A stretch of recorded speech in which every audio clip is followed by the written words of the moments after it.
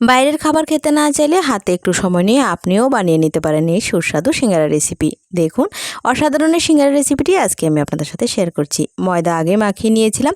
ময়দা, সামান্য একটু কালো জিরে, নুন ও পরিমাণ মতো সাদা তেল আর জল দিয়ে আমি ময়দাটাকে ভালোভাবে মেখে নিয়েছি।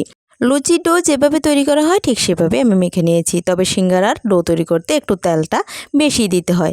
এবার দেখুন আমি লম্বালম্বিভাবে কীরকমভাবে বেলে নিয়েছি। কয়েকটা রুটির মতো লেচি কেটে নিয়েছি এর মধ্যে থেকে।